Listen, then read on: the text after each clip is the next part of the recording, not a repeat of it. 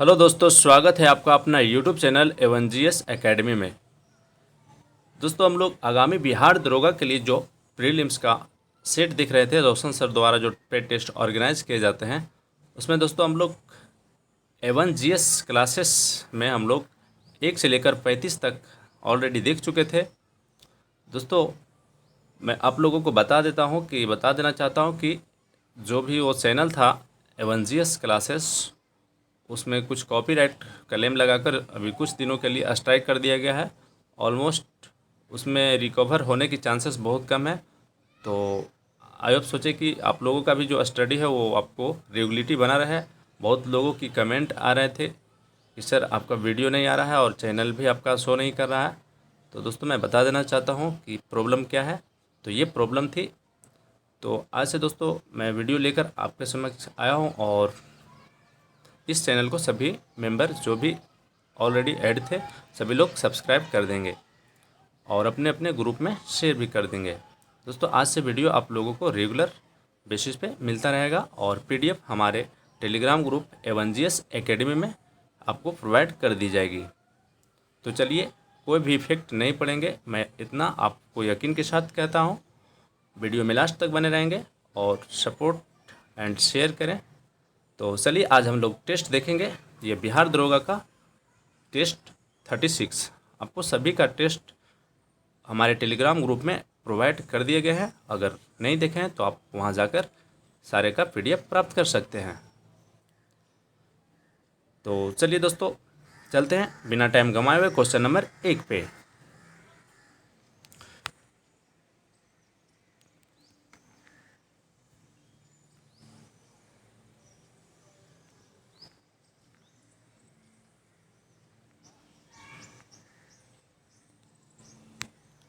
Question number 1 आपसे कह रहा है कि संगम कविताओं में वर्णित तमिल शब्द मूवेंदार का अर्थ क्या होता है। तो संगम कविताओं में वर्णित तमिल शब्द मूवेंदार का अर्थ क्या होता है दोस्तों। तो ये इसका अर्थ होता है धम महामंत्र। कहेगा दोस्तों, इसका अर्थ क्या होता है, तो धम महामात्र होता है। याद रखेंगे, option D is right. Option D is right. Next question देखेंगे हम लोग 2, प्रश्न संख्या 2 देखेंगे। कह रहा है आपसे कि निम्नलिखित में से कौन सी केवल रबी की फसलें हैं। तो रबी की फसलें की बात किया जाए दोस्तों, तो इसमें जौ और चना जो है आपको रबी की फसल है। याद रखेंगे, जौ और चना जो है आपको रबी की फसल है। जबकि दोस्तों धान, कपास, ये सब आपको कहेगा तो खरीफ फसल है। याद रखेंगे। देखिए, रबी फसल की अगर बात किया जाए, हम लोग बात करते हैं, तो रबी फसल आपको अक्टूबर नवंबर में बोई जाती है और मार्च अप्रैल में काट ली जाती है। रबी फसल के कुछ और हम लोग उदाहरण देखेंगे। गेहूँ, जौ, आलू, मसूर, अलसी, सरसों, ये सब आपको रबी की फसलें आती है। याद रखेंगे। दोस्तों, हम लोग खरीफ फसल देखते हैं। खरीफ फसल की बात करेंगे तो हम लोग खरीफ फसल जून जुलाई में बोई जाती है और अक्टूबर के समय में काट ली जाती है। और इसका कुछ एग्जाम्पल दोस्तों, इसका एग्जाम्पल हो जाएगा मक्का, बाजरा, रागी, चारा, सोयाबीन, मूंगफली, कपास इत्यादि। ये सब आपको खरीफ फसल के उदाहरण है। जबकि चलिए जायद फसल की बात करते हैं हम लोग। तो जायद फसल की बात करेंगे दोस्तों, तो ये आपको मार्च अप्रैल में बोई जाती है। याद रखेंगे। और जून जुलाई में, दोस्तों मई जून में काट ली जाती है। और इसके अंतर्गत अधिकतर दोस्तों पानी फल जैसे कि आपको तरबूज, खीरा, ककड़ी, उड़द, सूरजमुखी, ये सब जायद फसल के अंतर्गत आते हैं। तो आई होप सारे क्लियर हो गए होंगे। नेक्स्ट क्वेश्चन चलते हैं हम लोग 3 पे। क्वेश्चन नंबर 3 आपसे कह रहा है कि ज्योतिबा फुले ने 1873 में गुलामगिरी निम्नलिखित में से किस भाषा में लिखी थी। तो देखिए दोस्तों, गुलामगिरी नामक पुस्तक के लेखक ज्योतिबा फुले थे और 1873 में लिखे थे। और ये किस भाषा में लिखे थे दोस्तों, तो ये मराठी में लिखे थे। याद रखेंगे, मराठी में ज्योतिबा फुले। जबकि गुजराती की बात किया जाए तो एक महात्मा गांधी दोस्तों हिंद स्वराज पुस्तक कहेगा। हिंद स्वराज पुस्तक महात्मा गांधी द्वारा 1909 ईस्वी में लिखी गई थी। याद रखेंगे, 1909 ईस्वी में लिखी गई थी और ये पूर्णतः दोस्तों गुजराती में लिखा गया था। याद रखेंगे। और यही पुस्तक को दोस्तों हिंद स्वराज को ही महात्मा गांधी उसमें बांझ और बेश्या कह के संबोधित किए थे। याद रखेंगे। चलिए नेक्स्ट क्वेश्चन चलते हैं हम लोग। क्वेश्चन नंबर 4 कह रहा है कि इस मिसाल में हम मुसलमानों को हिंदुओं से भिड़ा नहीं पाए। निम्नलिखित में से कौन सी एक घटना से एंचिसन के इस कथन का संबंध है। तो एंचिसन ने दोस्तों कौन सा ये आंदोलन से संबंधित था। तो ये खिलाफत और असहयोग आंदोलन में एंचिसन का स्टेटमेंट था दोस्तों कि हम हिंदुओं और मुसलमानों को आपस में मतलब लड़ाने का काम जो है विफल हो गया, नहीं लड़ा पाए। तो ये आपको खिलाफत और असहयोग आंदोलन 1919 से 22 में किया था, उसके लिए स्टेटमेंट किए थे। चलिए नेक्स्ट क्वेश्चन देखेंगे हम लोग 5 नंबर क्वेश्चन आपसे कह रहा है कि 2011 की जनगणना के अनुसार निम्नलिखित में से किस राज्य या केंद्र शासित प्रदेश में जनसंख्या का घनत्व सबसे अधिक है। तो देखिए दोस्तों, इसमें राज्य या केंद्र शासित प्रदेश की बात किया जाए तो देखिए सबसे अधिक कहेगा तो दिल्ली।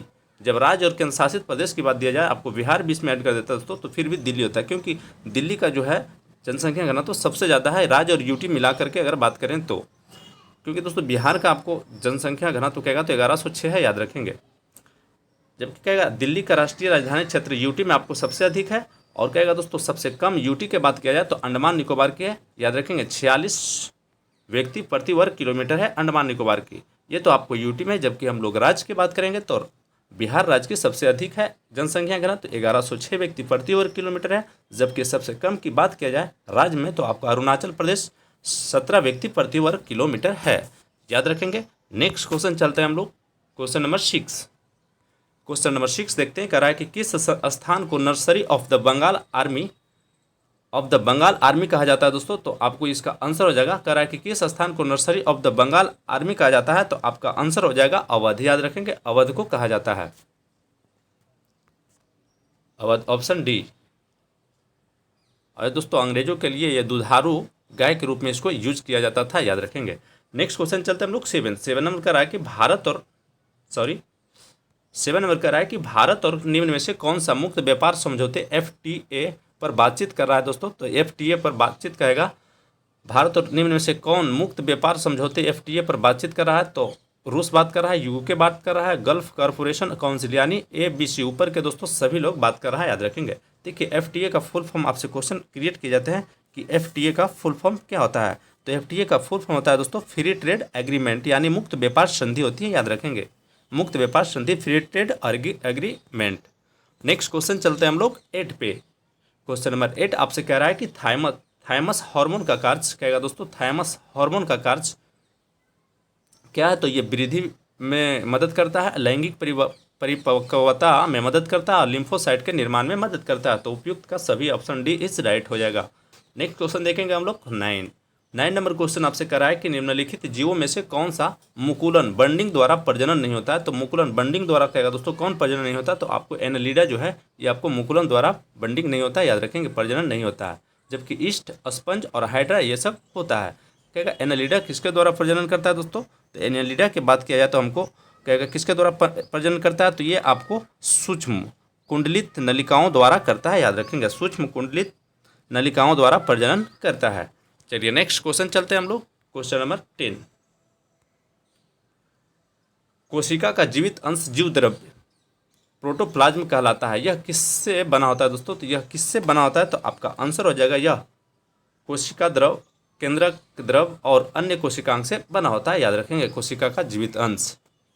नेक्स्ट क्वेश्चन देखते हैं हम लोग 11 नंबर प्रश्न आपसे कह रहा है कि निम्नलिखित में से कौन सी मछली है।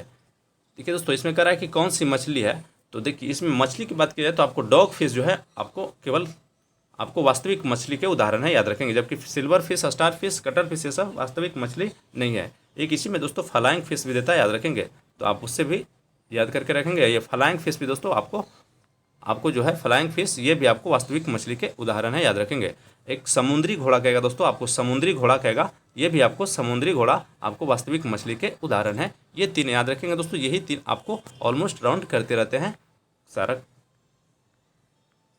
क्वेश्चन। नेक्स्ट क्वेश्चन चलते हैं हम लोग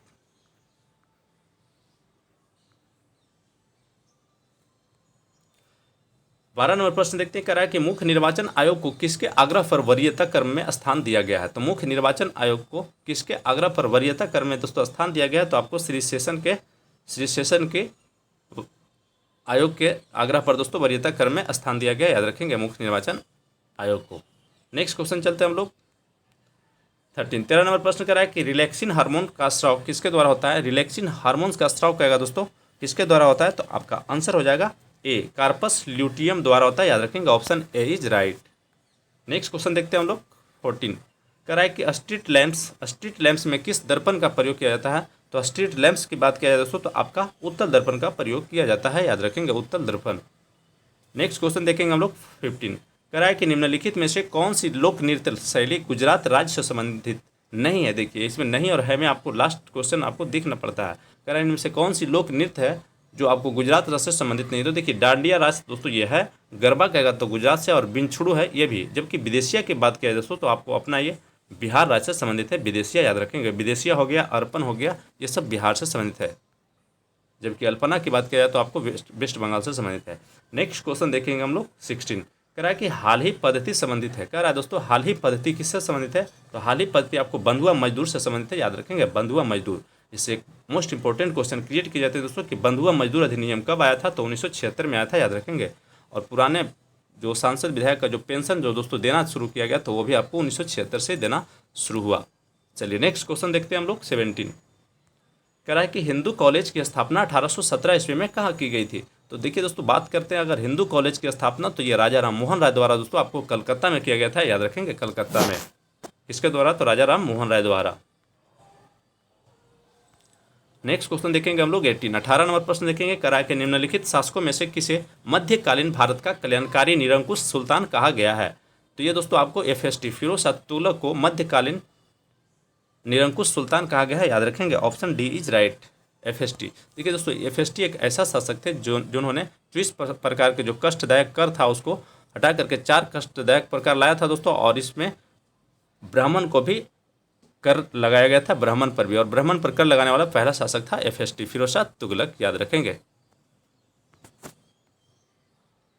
नेक्स्ट क्वेश्चन चलते हैं हम लोग क्वेश्चन नंबर 19। कह रहा है कि दोस्तों 1924 का बंगाल का तारकेश्वर आंदोलन निम्न में से किसके विरुद्ध था। तो देखिए बंगाल का तारकेश्वर आंदोलन की बात की जाए तो आपको मंदिरों में भ्रष्टाचार से संबंधित है, याद रखेंगे 1924 में। नेक्स्ट क्वेश्चन चलते हैं हम लोग 20। प्रश्न नंबर 20 में देखते हैं हम लोग। कह रहा है स्वतंत्र भारत के पहला मंत्रिमंडल 1947 में कौन सा मिलान गलत है। तो स्वतंत्र भारत के पहला जो मंत्रिमंडल गठित किया गया था दोस्तों उसमें कौन सा विभाग किसको दिया गया वो आपको मिलान गलत है चुनना है। देखिए जॉन मथाई की बात किया जाए दोस्तों तो ये उद्योग और आपूर्ति मंत्रालय नहीं था, इसको रेल और परिवहन मंत्रालय मिला था, याद रखेंगे रेल और परिवहन मंत्रालय। जबकि दोस्तों उद्योग मंत्री इसको कब मिला था दोस्तों, तो ये आपको 1947 के पहले जो कैबिनेट जो मंत्री गठन हुआ था दोस्तों उसमें मिला था, याद रखेंगे, इसलिए ये गलत है। जबकि डॉक्टर अब्दुल कलाम आज़ाद ये शिक्षा मंत्री मिला था 1947 में, सही है। CH होमी जहांगीर भाभा कहेगा, CH कहेगा दोस्तों, CH भाभा को कहेगा तो वाणिज्य मंत्रालय, ये भी आपको सही है। रफ़ी अहमद किदवई को दोस्तों ये संचार मंत्रालय, तो ये भी सही है, याद रखेंगे। तो इसका आंसर हो जाएगा ऑप्शन ए इज राइट, जो कि गलत है। नेक्स्ट क्वेश्चन चलते हैं हम लोग 21। कह रहा है कि भारत ने दुनिया का पहला बांस बैरियर किस राज्य में लगाया है। भारत ने दुनिया का पहला बांस बैरियर किस राज्य में लगाया दोस्तों, तो आपका आंसर हो जाएगा महाराष्ट्र में लगाया, याद रखेंगे महाराष्ट्र में। आप लोग कमेंट कर बताएंगे कि बांस दिवस कब मनाया जाता है दोस्तों, याद रखेंगे, कमेंट कर बताएंगे, कमेंट कर बांस दिवस। नेक्स्ट क्वेश्चन चलते हैं हम लोग 22। कह रहा है कि सशस्त्र सीमा बल के यानी SSB के महानिर्देशक के रूप में किसे नियुक्त किया गया है। तो SSB सीमा कहेगा दोस्तों महानिर्देशक कहेगा के रूप में किसे नियुक्त किया गया, तो आपको आंसर हो जाएगा रसीम शुक्ला को नियुक्त किया गया, याद रखेंगे। Option D is right, Rasim Shukla. Next question चलते हैं हम लोग 23।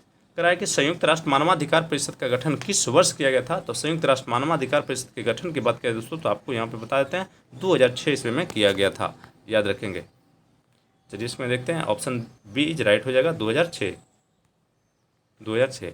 नेक्स्ट क्वेश्चन देखेंगे हम लोग 24 आपसे कह रहा है कि कांग्रेस के लिए समर्थन प्राप्त करने के उद्देश्य से 1889 ईस्वी में एक समिति स्थापित की गई थी। निम्न में से उस समिति का सभापति कौन था। तो उस समिति का दोस्तों सभापति की बात किया जाए तो आपका आंसर हो जाएगा ये मी डिग्बी था, याद रखेंगे। कांग्रेस के लिए समर्थन प्राप्त करने के उद्देश्य से 1889 ईस्वी में एक समिति स्थापित की गई थी। इनमें से उस समिति का सभापति की बात किया जाए तो मी डिग्बी था, याद रखेंगे, मी डिग्बी।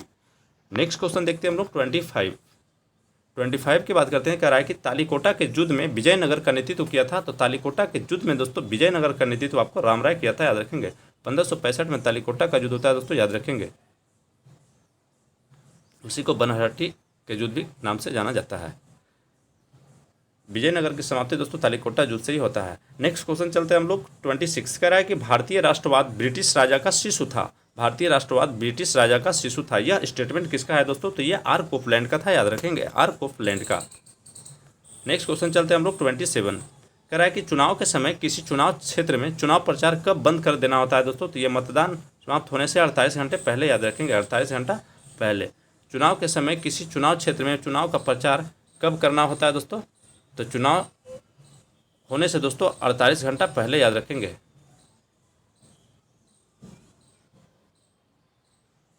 मतदान समाप्त होने से 48 घंटे पहले, ऑप्शन डी इज राइट। 28 करा है दोस्तों, इंडिया ज struggle for independence Gandhian era पुस्तक के लेखक कहेगा दोस्तों कौन है? तो आपका आंसर हो जाएगा ये पी ज्योतिमणि है, याद रखेंगे, P Jyothimani. India struggle for independence Gandhian era पुस्तक के लेखक की बात करते हैं तो हम लोग पी ज्योतिमणि हो जाएंगे, याद रखेंगे, option D is right. Next question देखते हैं हम लोग 29 कराए कि निम्नलिखित में से कौन सा उच्चतम गुणवत्ता वाला कोयला है? कह रहा है दोस्तों इनमें से कौन सा उच्चतम गुणवत्ता वाला कोयला है? तो आपको एंथ्रासाइट है, याद रखेंगे, एंथ्रासाइट, क्योंकि इसमें कार्बन की मात्रा अधिक रहता है। नेक्स्ट क्वेश्चन चलते हैं हम लोग 30 नंबर प्रश्न देखते करा कि G20 डायलॉग फोरम के तहत B20 कॉन्फ्रेंस का आयोजन किस शहर में किया जा रहा है? B20 कॉन्फ्रेंस का आयोजन आपको कहेगा दोस्तों किस शहर में आयोजित किया जा रहा है? तो आपका आंसर हो जाएगा कोहिमा, याद रखेंगे, मेघालय कोहिमा। नेक्स्ट क्वेश्चन चलते हैं हम लोग 31 कराए नालंदा महाविहार की स्थापना निम्न में से किस राजा ने किया था दोस्तों? तो नालंदा महाविहार की स्थापना कुमारगुप्त प्रथम द्वारा किया गया था, जबकि दोस्तों बख्तियार खिलजी द्वारा, जो कुतुबुद्दीन ऐबक का सेनापति था, बख्तियार खिलजी ने ध्वस्त किया था, याद रखेंगे। और इनका ध्वस्त का कारण क्या था? तो मुसलमान थे। नेक्स्ट क्वेश्चन चलते हैं हम लोग 32 हाल ही में किस राज्य के 3 जिलों में सोने की खदानें मिले दोस्तों? तो ये आपको उड़ीसा में मिले, याद रखेंगे, उड़ीसा में, ऑप्शन बी इज राइट हो जाएगा, याद रखेंगे, 32 का option B is right. Next question चलते हैं हम लोग 33 के बात करते हैं हम लोग 33 के बात करते हैं हम लोग दोस्तों। तो चलिए इसको मिलान करना है। करें द इंडियन स्ट्रगल, देखिए द इंडियन स्ट्रगल की बात किया है तो सुभाष चंद्र बोस है, और इसी में एक जोड़ देता है the Indian struggle is my life कहेगा दोस्तों, तो नेल्सन मंडेला हो जाएगा, याद रखेंगे। जबकि द इंडियन स्ट्रगल की बात करते हैं तो सुभाष चंद्र बोस।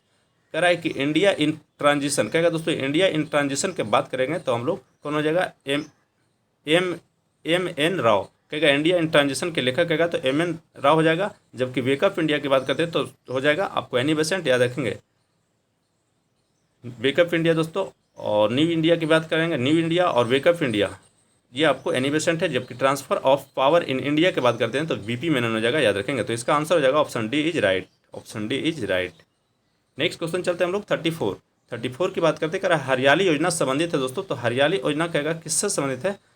तो हरियाली योजना आपको संबंधित है दोस्तों, ये जल प्रबंधन से संबंधित है, याद रखेंगे, हरियाली योजना। नेक्स्ट क्वेश्चन चलते हैं हम लोग 35 कराए कि निम्न कथनों पर विचार कीजिए, इनमें से कौन सा स्टेटमेंट सही है? कराए कि भी आकार की घाटी का निर्माण नदियाँ अपने युवा अवस्था में करता है, तो ये सही है। भी आकार की घाटी का निर्माण पर्वतीय क्षेत्रों में नदियों के लंबवत अपरदन के फलस्वरूप होता है दोस्तों, तो ये भी आपका स्टेटमेंट सही है। कह रहा है कि गार्ज तथा कैनियन भी आकार की घाटी करता है, तो ये भी आपका सही है। यानी दोस्तों 1, 2 और 3 तीनों स्टेटमेंट आपका सही है। चलिए ऑप्शन देख लेते हैं, कौन सा ऑप्शन में तीनों स्टेटमेंट के बारे में दिया है वही आंसर हो जाएगा। तो चलिए दोस्तों इसमें कह रहा है कि ऑप्शन डी इज राइट हो जाएगा, जो कि 1, 2 और 3 तीनों स्टेटमेंट सही है। नेक्स्ट क्वेश्चन चलते हैं हम लोग 36 के बात करते हैं। कह रहा है कि ठंडे देशों में हिमांक को कम करने के लिए कारों के रेडिएटर में दोस्तों क्या मिलाया जाता है? तो कारों के रेडिएटर में दोस्तों एथिलीन ग्लाइकोल मिलाया जाता है, इसलिए नहीं तो दोस्तों वहाँ का जो पेट्रोल है वो क्या होता है? जम जाता है। तो ये जमने से बचने के लिए एथिलीन ग्लाइकोल का इस्तेमाल किया जाता है, याद रखेंगे। नेक्स्ट क्वेश्चन चलते हैं हम लोग 36 का रहा है कि राज 3077 एक प्रजाति है। तो राज 3077 की बात करेगा दोस्तों, यह एक प्रजाति है। तो राज 3077 किसका एक प्रजाति है? तो आपका आंसर हो जाएगा गेहूं की एक प्रजाति है, याद रखेंगे, गेहूं की। जबकि दोस्तों कहेगा कि एक धान की, कहेगा कौन सी ऐसी धान की प्रजाति है जो सबसे अधिक मतलब चावल उत्पादन देता है दोस्तों? तो आपका IR20, याद रखेंगे, IR20। जबकि कहेगा दोस्तों मक्का की कहेगा प्रजाति की बात करेंगे दोस्तों, तो इसमें आ जाएगा पूसा के बात करेंगे दोस्तों, पूसा HM9 संकर जो है मक्का की प्रजाति है। चलिए नेक्स्ट क्वेश्चन चलते हैं हम लोग 38 का रहा है दोस्तों कि पैराडॉक्सिन को सामान्यतः कहा जाता है क्या? तो पैराडॉक्सिन को दोस्तों विटामिन B6 के नाम से जाना जाता है, याद रखेंगे, इसका रासायनिक नाम है विटामिन B6 का। जबकि विटामिन B1 की बात करते हैं दोस्तों, तो विटामिन B1 हो जाएगा आपका थायमिन, याद रखेंगे, विटामिन B1 हो जाएगा आपका थायमिन हो जाएगा। जबकि दोस्तों आपको B2 के बात करेंगे तो राइबोफ्लोविन हो जाएगा। विटामिन B2 का रासायनिक नाम करेंगे दोस्तों तो आपको राइबोफ्लोविन हो जाएगा। विटामिन B12 के बात करेंगे दोस्तों तो साइनोकोबाल्बिन हो जाएगा, याद रखेंगे, साइनोकोबाल्बिन। नेक्स्ट क्वेश्चन चलते हैं हम लोग 39 का रहा है कि 5 दिवसीय उत्सव चेनमो किस स्थान पर शुरू हुआ है दोस्तों? मोनलम चेनमो किस स्थान पर शुरू हुआ है? तो आपको लेह हुआ है, याद रखेंगे, लेह लद्दाख। 5 दिवसीय उत्सव मोनलम चेनमो किस स्थान पर शुरू हुआ है? तो आपको लेह में हुआ है।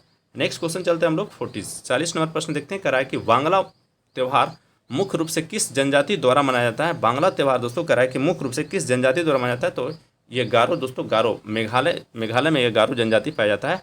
वहाँ के जनजाति ने बांग्ला उत्सव मनाया है, याद रखेंगे, मनाता है। जबकि दोस्तों एक थारू एकमात्र जनजाति है जो दीपावली को शोक के रूप में मनाता है। अभी वर्तमान में दोस्तों कहेगा कि सर्वाधिक जनजाति किस कहेगा दोस्तों, संख्या आपकी किसकी है? तो भील की है, याद रखेंगे, भील। पहले जो आपको क्या था दोस्तों, तो गोंड था, अभी वर्तमान में भील हो गया है। नेक्स्ट क्वेश्चन चलते हैं हम लोग 41 का है कि intra tropical convergence zone ITCZ एक निम्न वायुदाब पेटी स्थित है। ITCZ दोस्तों ये निम्न वायुदाब यानी सच्चर जोन की बात किया जाए तो ये वायुदाब पेटी स्थित है। तो यह कहाँ स्थित है? तो ये आपको भूमध्य रेखा पर स्थित है, याद रखेंगे। ITCZ जोन कहाँ स्थित है? तो भूमध्य रेखा पर स्थित है। नेक्स्ट क्वेश्चन चलते हैं हम लोग 42 कराए कि निम्नलिखित में से किस पदार्थ की प्रकृति अम्लीय होती है? कराए दोस्तों कि निम्न में से किस पदार्थ की प्रकृति आपको अम्लीय होता है? तो ये क्रोमियम ऑक्साइड की प्रकृति आपको अम्लीय होता है। नेक्स्ट क्वेश्चन चलते हैं हम लोग 43 कराए कि मस्तिष्क में कम ऑक्सीजन की आपूर्ति के कारण क्या होता है? तो मस्तिष्क में कम ऑक्सीजन की आपूर्ति के कारण दोस्तों आपका क्या हो जाएगा? तो मस्तिष्क हाइपोक्सिया हो जाता है, याद रखेंगे। मस्तिष्क हाइपोक्सिया नामक एक बीमारी हो जाती है। नेक्स्ट क्वेश्चन चलते हैं हम लोग 44 कराए कि माल्थस के जनसंख्या सिद्धांत के अनुसार जनसंख्या में वृद्धि होती है। तो यह किसके कारण वृद्धि होती है दोस्तों? तो इसका आंसर हो जाएगा आपका ये जो ज्यामितीय क्रम में वृद्धि होती है। माल्थस के जनसंख्या सिद्धांत के अनुसार जनसंख्या में वृद्धि जो होती है वो ज्यामितीय क्रम में वृद्धि होती है माल्थस के अनुसार। नेक्स्ट क्वेश्चन देखते हैं हम लोग 45 कराए कि अधोलिखित में से किस पदार्थ में हाइड्रोजन बंधन पाया जाता है? तो हाइड्रोजन बंधन की बात किया जाए दोस्तों तो आपको HF में पाया जाता है, याद रखेंगे, option A is right. Next question देखते हैं हम लोग 46 कराए कि 8वें राष्ट्रीय फोटोग्राफी पुरस्कार समारोह में लाइफ टाइम अचीवमेंट पुरस्कार किसे दिया गया दोस्तों? लाइफ टाइम अचीवमेंट पुरस्कार आपको कहेगा किसे दिया गया? तो शिप्रा दास को दिया गया है, याद रखेंगे, शिप्रा दास। नेक्स्ट क्वेश्चन देखते हैं हम लोग 47 कराए कि सोनल मान सिंह एक प्रमुख भारतीय शास्त्रीय नृत्यांगना है जो किससे संबंधित है दोस्तों? तो ये भरतनाट्यम और ओडिसी से संबंधित है, याद रखेंगे, भरतनाट्यम और ओडिसी से। Option B is right. Next question चलते हैं हम लोग, जबकि भरतनाट्यम तमिलनाडु की, ओडिसी ओडिशा की है। 48 का है दोस्तों कि नाजित लीग की स्थापना कराए कि नाजित लीग की स्थापना आपको कब हुआ था? तो ये 1922 में हुआ था, याद रखेंगे, 1922 में। नेक्स्ट क्वेश्चन देखते हैं हम लोग 49 कराए कि अंतर्राष्ट्रीय अग्निशमन दिवस हर साल किस दिन मनाया जाता है दोस्तों? तो अंतर्राष्ट्रीय अग्निशमन दिवस की बात किया जाए तो हर साल आपको 4 मई को मनाया जाता है, याद रखेंगे। हर साल आपको कितना मनाया जाता है? तो 4 मई को मनाया जाता है। चलिए कुछ देखते हैं मई का जो कुछ मोस्ट इंपॉर्टेंट मई का जो डेट है दोस्तों, दिवस आपको पूछते हैं एग्जाम में। देखिए 11 मई के कहेगा दोस्तों आपको कौन सा दिवस? तो राष्ट्रीय प्रौद्योगिकी दिवस।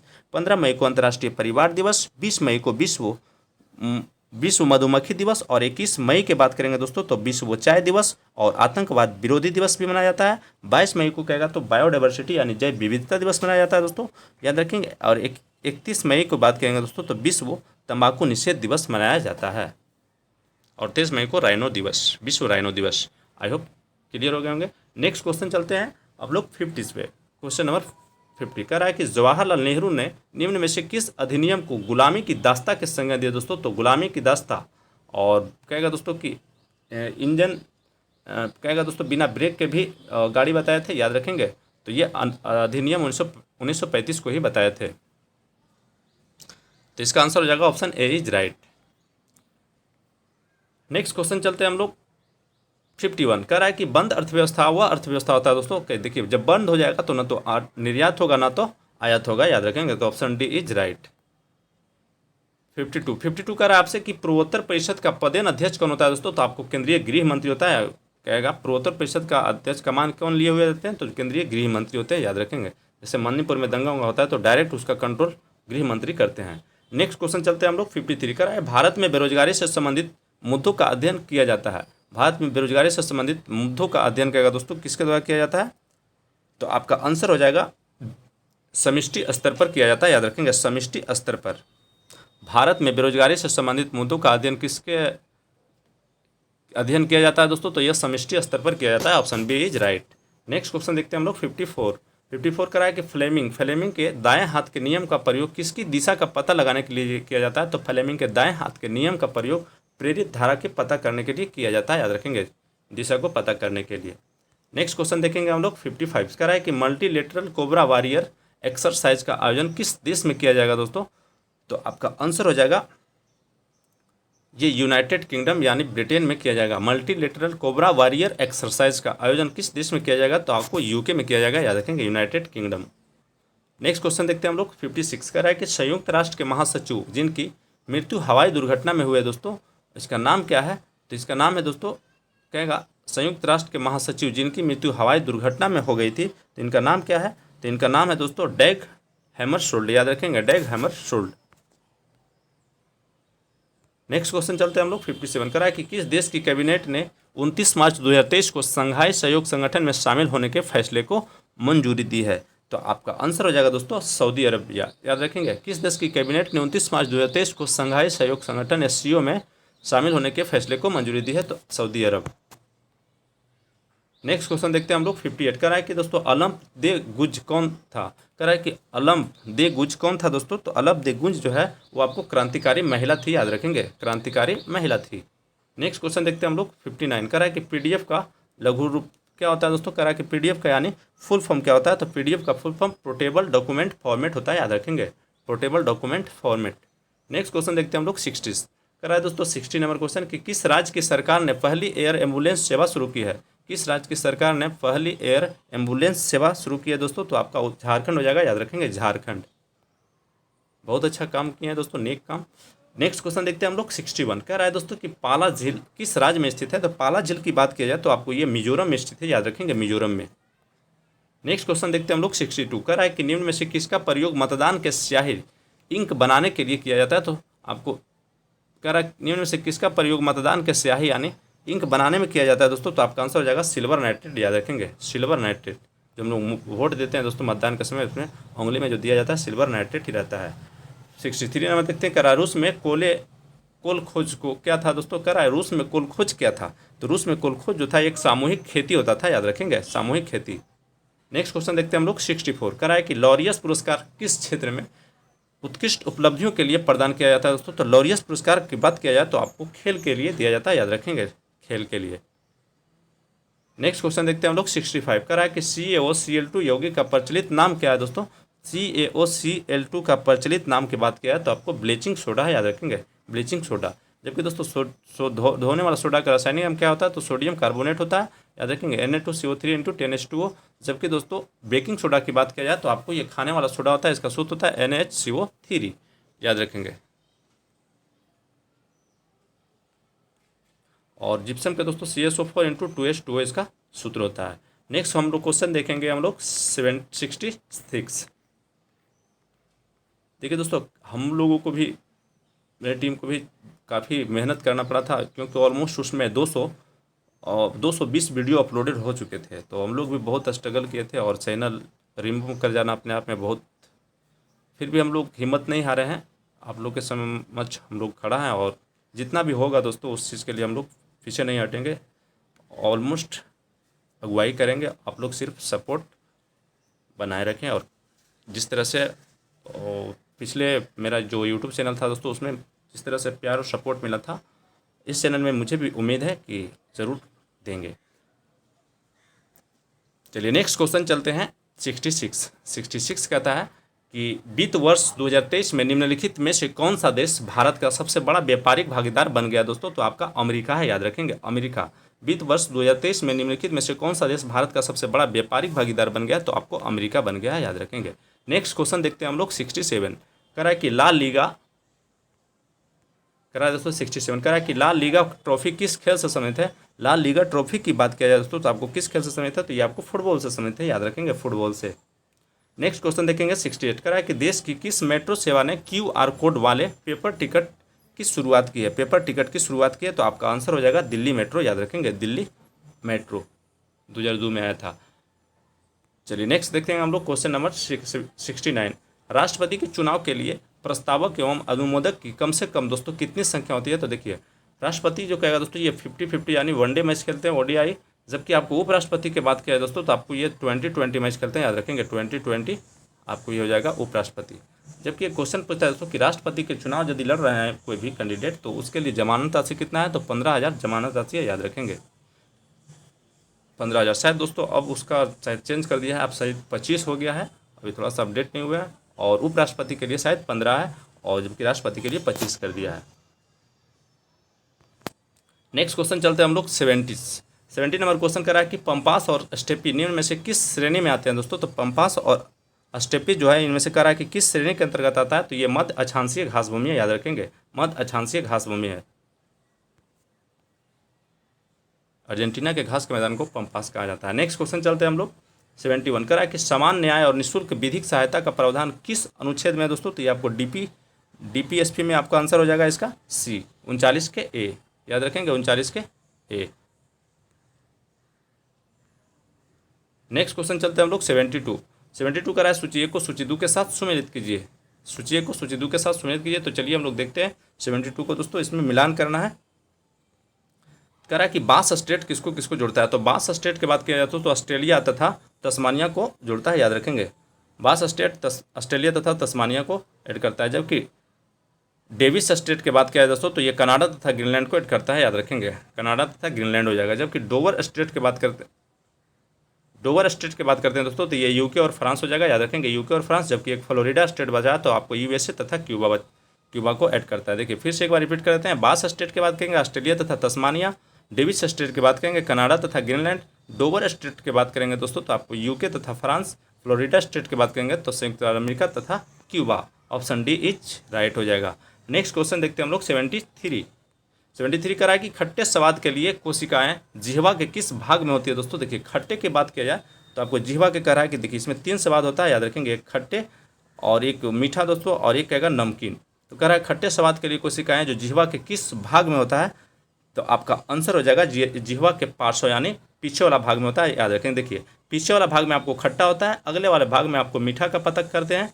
और जबकि दोस्तों मध्य और पिछले नहीं दोस्तों, पिछले नहीं हो जाएगा। और ये जो किनारा जो होता है दोस्तों, किनारे वाला में इसमें आपको नमकीन की पता करते हैं हम लोग, याद रखेंगे नमकीन। आई होप 3 जो सवाल होता है आपको क्लियर हो गया। नेक्स्ट क्वेश्चन चलते हैं हम लोग 74 करा है कि मई 2023 में चौथा राष्ट्रीय जल पुरस्कार 2022 जारी किया गया। इस पुरस्कार में किस राज्य को प्रथम स्थान प्राप्त हुआ है दोस्तों। तो आपका आंसर हो जाएगा ये मध्य प्रदेश को प्राप्त हुआ, याद रखेंगे मई 2023 में चौथा राष्ट्रीय जल पुरस्कार 2022 जारी किया गया। इस पुरस्कार में किस राज्य को प्रथम स्थान हासिल हुआ, तो मध्य प्रदेश। नेक्स्ट क्वेश्चन देखते हैं हम लोग 75 कह रहा है कि राष्ट्रीय एकता परिषद का गठन किया गया था दोस्तों कब। तो राष्ट्रीय एकता परिषद का गठन आपको 1961 ईस्वी में किया गया था, याद रखेंगे। नेक्स्ट क्वेश्चन देखते हैं हम लोग 76 कह रहा है कि जब किसी शेविंग ब्रश को पानी में से निकाला जाता है तब उसके बाल आपस में किस कारण चिपक जाता है दोस्तों। तो आप लोग भली भांति जानते होंगे पृष्ठ तनाव के कारण। नेक्स्ट क्वेश्चन चलते हैं हम लोग 77 कह रहा है कि आदिवासी समूह सहरिया का संबंध किस राज्य से दोस्तों। तो सहरिया जनजाति आपको राजस्थान में पाया जाता है, याद रखेंगे सहरिया जनजाति कहाँ पाया जाता है, तो आपको राजस्थान में पाया जाता है। नेक्स्ट क्वेश्चन चलते हैं हम लोग 78 कह रहा है कि यदि किसी सामान्य विधेयक पर राज्यसभा और लोकसभा के बीच गतिरोध आता है तो उसका समाधान कौन करता है। यदि किसी सामान्य विधेयक पर राज्यसभा और लोकसभा के बीच गतिरोध आता है दोस्तों तो उसका समाधान कौन करता है। तो चलिए देखते हैं हम लोग ऑप्शन 78 दोस्तों, इसमें संसद संयुक्त सत्र करता है, याद रखेंगे ऑप्शन सी इज राइट हो जाएगा, याद रखेंगे संसद संयुक्त सत्र करता है। चलिए नेक्स्ट क्वेश्चन देखेंगे हम लोग 79 कह रहा है दोस्तों भारतीय तिलहन अनुसंधान संस्थान स्थित है। भारतीय तिलहन अनुसंधान संस्थान की बात करेंगे हम लोग तो ये हैदराबाद में स्थित है, याद रखेंगे हैदराबाद में। जबकि नारियल वाला कहेगा दोस्तों तो ये केसरकोट में है, याद रखेंगे। तंबाकू की बात करेंगे दोस्तों तो ये आपको राजमुंद्री हो जाएगा। जबकि दलहन अनुसंधान संस्थान कहेगा दोस्तों तो आपको कानपुर में हो जाएगा। आई होप सारे क्लियर हो गए होंगे। नेक्स्ट क्वेश्चन चलते हैं हम लोग 80 नंबर प्रश्न देखते हैं। कह रहा है कि स्वामी विवेकानंद एयरपोर्ट भारत के किस शहर में स्थित है। स्वामी विवेकानंद एयरपोर्ट की बात किया जाए दोस्तों तो आपको ये छत्तीसगढ़ की राजधानी रायपुर में है, याद रखेंगे। नेक्स्ट क्वेश्चन चलते हैं हम लोग 81 कह रहा है कि खान मंत्रालय की वार्षिक रिपोर्ट 2020-21 के अनुसार निम्नलिखित में से कौन से 2 राज्य भारत में लौह अयस्क के प्रमुख उत्पादक हो गया है। लौह अयस्क के प्रमुख उत्पादक हो गया दोस्तों तो आपका आंसर हो जाएगा 1 तथा 2 यानी छत्तीसगढ़ और उड़ीसा, ये आपको हो गया, याद रखेंगे option D is right. Next question चलते हैं हम लोग 82 करा है कि गुरुत्वीय त्वरण जी का मान क्या होता है दोस्तों, मतलब जी का मान मतलब कहाँ पे अधिक होता है कहाँ पे कम होता है, इस तरह से आपको रेट करना है। तो देखिए गुरुत्वीय त्वरण क्या है दोस्तों, जी का मान जो होता है आपको पृथ्वी के अक्षांश पर निर्भर करता है, याद रखेंगे किस पर निर्भर करता है, पृथ्वी के अक्षांश पर।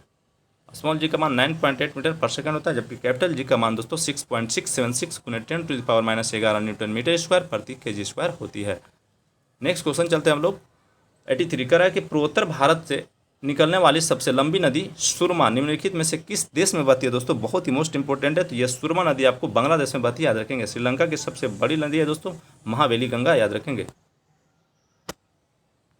महावेली की काली बेली ऐसी करके है दोस्तों, याद रखेंगे, शायद महावेली ही है। नेक्स्ट क्वेश्चन चलते हैं हम लोग 84 कर रहा है कि किस ग्रंथ में शूद्रों के लिए आर्य शब्द का प्रयोग हुआ है, किस ग्रंथ में शूद्रों के लिए आर्य शब्द का प्रयोग हुआ है दोस्तों, तो आपका आंसर हो जाएगा ये अर्थशास्त्र में, याद रखेंगे अर्थशास्त्र।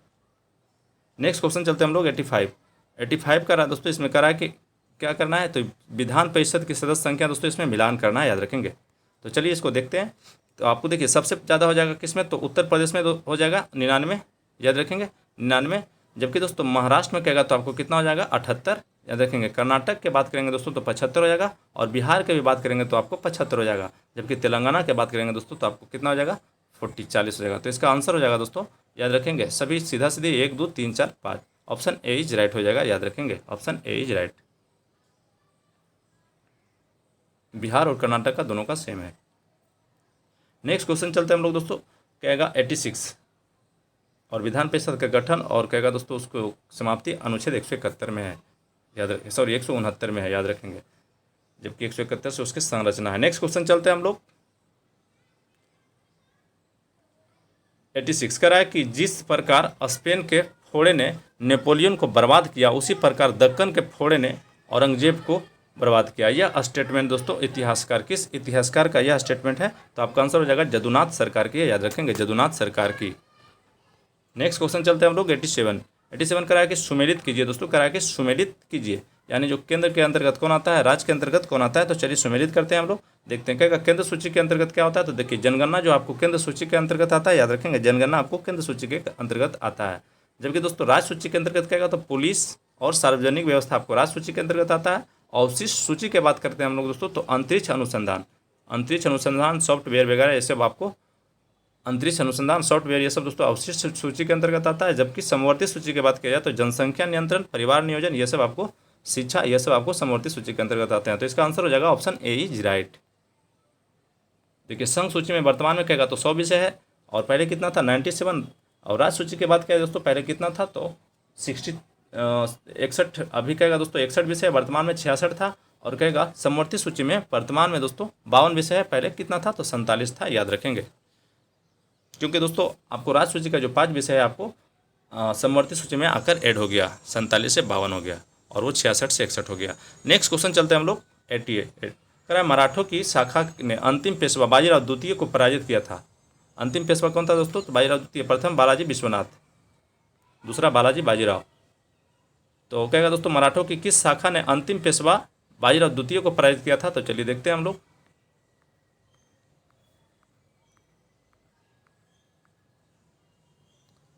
तो आपका इसका आंसर हो जाएगा दोस्तों ऑप्शन हो जाएगा डी गायकवाड़, याद रखेंगे गायकवाड़। 88 का आंसर हो जाएगा आपको, याद रखेंगे, सॉरी 88 का आंसर हो जाएगा होलकर ने, याद रखेंगे होलकर ने। नेक्स्ट क्वेश्चन चलते हैं हम लोग 89 की बात करते हैं, करा कि जैव विविधता या बायोडाइवर्सिटी के कम होने का मुख्य कारण क्या है दोस्तों। बायोडाइवर्सिटी को कम होने का कारण क्या है, तो आवासीय विनाश, याद रखेंगे आवासीय विनाश। बायोडाइवर्सिटी डे दोस्तों कब मनाया जाता है, आपको बताए थे, ये आपको 22 मई को मनाया जाता है। नेक्स्ट क्वेश्चन चलते हैं हम लोग 90 का रहा है दोस्तों कि 90 नंबर क्वेश्चन के औरंगजेब ने किसको सहीबात उज जमानी की उपाधि प्रदान किया था दोस्तों। तो सहीबात उज जमानी की उपाधि की बात किया है तो आपको जहांयारा को प्रदान किया था, याद रखेंगे जहांयारा को। नेक्स्ट क्वेश्चन चलते हम लोग 91 का रहा है कि अप्रैल 2023 में बार्सिलोना ओपन 2023 खिताब किसने जीता है। अप्रैल 2023 में बार्सिलोना ओपन 2023 का खिताब दोस्तों कौन जीत लिया है, तो आपको ये कार्लोस अल्काराज जीता है, याद रखेंगे कार्लोस अल्काराज। नेक्स्ट क्वेश्चन चलते हैं हम लोग 92 करा है कि इंटरनेट की फाइल ट्रांसफर करने के लिए निम्न में से किस एप्लीकेशन प्रोटोकॉल को यूज किया जाता है। तो आपको FTP को यूज किया जाता है, याद रखेंगे फाइल ट्रांसफर प्रोटोकॉल से किस एप्लीकेशन के प्रोटोकॉल का उपयोग किया जाता है, FTP। नेक्स्ट क्वेश्चन चलते हैं हम लोग क्वेश्चन नंबर 93 93 के बाद क्या है दोस्तों, करा कि भारत से दक्षिण की ओर के देशों से में बौद्ध धर्म का कौन सा संप्रदाय प्रचलित है। भारत से दक्षिण की ओर के देशों में बौद्ध धर्म का कौन सा संप्रदाय प्रचलित है दोस्तों, तो आपको हीनयान हो जाएगा, याद रखेंगे हीनयान। हीनयान है दोस्तों जो मूर्ति पूजा बना करके नहीं पूजता है, मूर्ति पूजा बनाने का काम दोस्तों महायान शाखा का करते हैं, याद रखेंगे। नेक्स्ट क्वेश्चन चलते हैं हम लोग 94 का, है कि निम्नलिखित श्रृंखलाओं को दोस्तों लुप्त संख्या ज्ञात करें। ये आपको मैथ रीजनिंग का सेशन है यहाँ से दोस्तों आपको, तो आपका इसका आंसर हो जाएगा 94 का आंसर क्या हो जाएगा, डी हो जाएगा 135। जबकि 95 का आंसर आपका क्या हो जाएगा, 95 का सी हो जाएगा 9 सेकेंड। 96 का आपका आंसर हो जाएगा ऑप्शन डी। 97 का आपका आंसर हो जाएगा ऑप्शन बी। और मैथ रीजनिंग जो भी है दोस्तों आप बनाने की कोशिश करें, क्योंकि आपको इसी के अकॉर्डिंग आपको मेरिट बनेंगे दरोगा में।